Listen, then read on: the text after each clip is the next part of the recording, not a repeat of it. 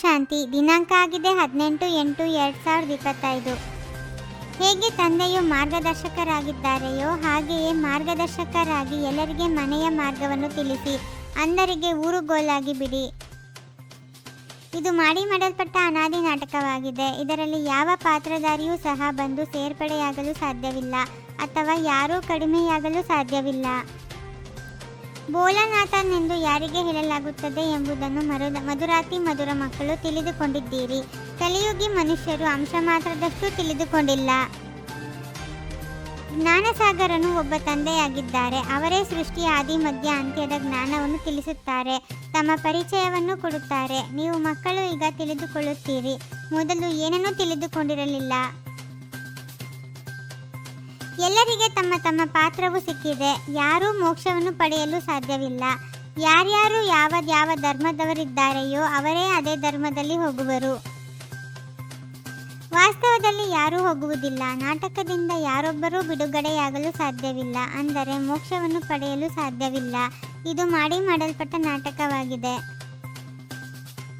ಇದು ಕರ್ಮಕ್ಷೇತ್ರವಾಗಿದೆ. ಇಲ್ಲಿಯೇ ಆತ್ಮಗಳಿದ್ದಾರೆ. ಅದಕ್ಕೆ ಕರ್ಮಕ್ಷೇತ್ರವೆನ್ನುವುದಿಲ್ಲ. ಅದು ನಿರಾಕಾರಿ ಪ್ರಪಂಚವಾಗಿದೆ.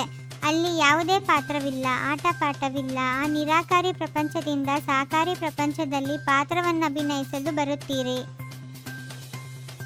ನೀವಂತೂ ತಿಳಿದುಕೊಂಡಿದ್ದೀರಿ, ನಾವು ಈ ನಾಟಕದಲ್ಲಿ ಪಾತ್ರಧಾರಿಗಳಾಗಿದ್ದೇವೆ. ಯಾವಾಗ ಬಂದೆವು ಮತ್ತು ಹೇಗೆ ಹೋಗುತ್ತೇವೆಂದು ಯಾರಿಗೂ ತಿಳಿದಿಲ್ಲ.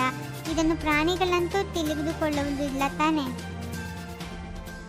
ಪ್ರತಿಯೊಬ್ಬ ಪಾತ್ರಧಾರಿ ಆತ್ಮನ ಪಾತ್ರವು ಯಾವಾಗ ಇರುವುದೋ ಆಗ ಮತ್ತೆ ಬರುತ್ತಾರೆ. ಈ ಡ್ರಾಮಾದ ರಹಸ್ಯವನ್ನು ನೀವು ಮಕ್ಕಳ ವಿನಃ ಮತ್ತಾರೂ ತಿಳಿದುಕೊಂಡಿಲ್ಲ. ಬಾಬಾ ನಾವು ತಮ್ಮಿಂದ ಕಲ್ಪಕಲ್ಪವೂ ಬಂದು ಸ್ವರ್ಗದ ರಾಜ್ಯಭಾಗ್ಯವನ್ನು ಕೊಡುತ್ತಾರೆ. 5000 ವರ್ಷಗಳ ಮೊದಲು ಸಹ ಬೇಹದ್ದಿನ ಆಸ್ತಿಯನ್ನು ಪಡೆಯಲು ತಮ್ಮೊಂದಿಗೆ ಮಿಲನ ಮಾಡಿದ್ದೆವು. ನೀವು ಮಕ್ಕಳು ಡ್ರಾಮಾದ ಪೂರ್ಣ ಆದಿ ಮಧ್ಯ ಅಂತ್ಯವನ್ನು ತಿಳಿದುಕೊಂಡಿದ್ದೀರಿ. ಮನುಷ್ಯರು ಭಕ್ತಿ ಮಾರ್ಗದಲ್ಲಿ ಯಾರ ಪೂಜೆಯನ್ನು ಮಾಡುತ್ತಾರೆ ಅವರನ್ನು ಸಹ ತಿಳಿದುಕೊಂಡಿಲ್ಲ. ಯಾರ ಭಕ್ತಿ ಮಾಡಲಾಗುತ್ತದೆಯೋ ಅವರ ಚರಿತ್ರೆಯನ್ನು ತಿಳಿದುಕೊಳ್ಳಬೇಕಾಗಿದೆ. ನೀವು ಮಕ್ಕಳೀಗ ಎಲ್ಲರ ಚರಿತ್ರೆಯನ್ನು ತಂದೆಯ ಮೂಲಕ ತಿಳಿದುಕೊಂಡಿದ್ದೀರಿ. ನೀವು ತಂದೆಯ ಮಕ್ಕಳಾಗಿದ್ದೀರಿ. ನಾವು ಬೇಹದಿನ ತಂದೆಯಿಂದ ಬೇಹದಿನ ಸುಖದ ಆಸ್ತಿಯನ್ನು ಪಡೆಯುತ್ತೇವೆ, ಅರ್ಥಾತ್ ಮನುಷ್ಯರಿಂದ ದೇವತೆಗಳಾಗುತ್ತೇವೆ. ನಾವೇ ದೇವತೆಗಳಾಗಿದ್ದೆವು. ನಂತರ 84 ಜನ್ಮಗಳನ್ನು ತೆಗೆದುಕೊಂಡು ಶೂದ್ರರಾಗುತ್ತೇವೆ. ಭಾರತದಲ್ಲಿ ಯಜ್ಞಗಳನ್ನು ಬಹಳ ರಚಿಸುತ್ತಾರೆ. ಈಗ ಇದು ರುದ್ರಜ್ಞಾನ ಯಜ್ಞವಾಗಿದೆ. ಇದರಲ್ಲಿ ಇಡೀ ಹಳೆಯ ಪ್ರಪಂಚವೇ ಸ್ವಾಹ ಆಗಲಿದೆ. ತಂದೆಯು ಮಕ್ಕಳನ್ನು ಜಾಗೃತ ಮಾಡುತ್ತಾರೆ. ನೀವು ಘೋರ ಅಂಧಕಾರದಿಂದ ಪ್ರಕಾಶತೆಯಲ್ಲಿ ಬಂದಿದ್ದೀರಿ. ಮನುಷ್ಯರಂತೂ ಗಂಗಾ ಸ್ನಾನ ಮಾಡುವುದರಿಂದ ಪಾವನರಾಗಿ ಬಿಡುತ್ತೇವೆಂದು ತಿಳಿಯುತ್ತಾರೆ.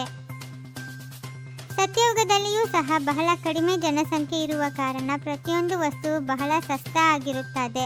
ಆದ್ದರಿಂದ ತಂದೆ ತಿಳಿಸುತ್ತಾರೆ, ನೀವೀಗ ಪತಿತರಿಂದ ಪಾವನರಾಗಲೇಬೇಕಾಗಿದೆ. ಬೇಹದಿನ ತಂದೆಯು ನಿಮ್ಮನ್ನು ವಿಶ್ವದ ಮಾಲೀಕರನ್ನಾಗಿ ಮಾಡುತ್ತಾರೆ. ಅದು ಸ್ವರ್ಗದ ಮಾಲೀಕರು. ಇದು ಕಲಿಯುಗಿ ಪ್ರಪಂಚ, ಕಬ್ಬಿಣದಂತಹ ಯುಗವಾಗಿದೆ. ಭಾರತವೇ ಅವಿನಾಶಿ ಖಂಡವಾಗಿದೆ. ಇದೆಂದೂ ವಿನಾಶವಾಗುವುದಿಲ್ಲ. ಭಾರತವು ಎಲ್ಲದಕ್ಕಿಂತ ಸರ್ವಶ್ರೇಷ್ಠವಾಗಿದೆ. ನೀವು ಮಾತ್ರವೇ ಇಡೀ ವಿಶ್ವದ ಉದ್ಧಾರ ಮಾಡುತ್ತೀರಿ. ನೀವು ಎಲ್ಲರನ್ನೂ ಜ್ಞಾನಚಿತೆಯ ಮೇಲೆ ಕುಳ್ಳರಿಸುತ್ತೀರಿ. ಎಲ್ಲರೂ ಲೆಕ್ಕಾಚಾರಗಳನ್ನು ಮುಗಿಸಿಕೊಂಡು ಹೋಗುವವರಿದ್ದಾರೆ. ಮತ್ತೆ ಹೊಸದಾಗಿ ನೀವು ಸತ್ಯಯುಗದಲ್ಲಿ ಬರುತ್ತೀರಿ. ಸತ್ಯ ಬ್ರಾಹ್ಮಣರಾಗಿ ಎಲ್ಲರಿಗೆ ಜ್ಞಾನಾಮೃತವನ್ನು ಕುಡಿಸಬೇಕಾಗಿದೆ. ಜ್ಞಾನದ ಚಿತೆಯ ಮೇಲೆ ಕುಳ್ಳರಿಸಬೇಕಾಗಿದೆ.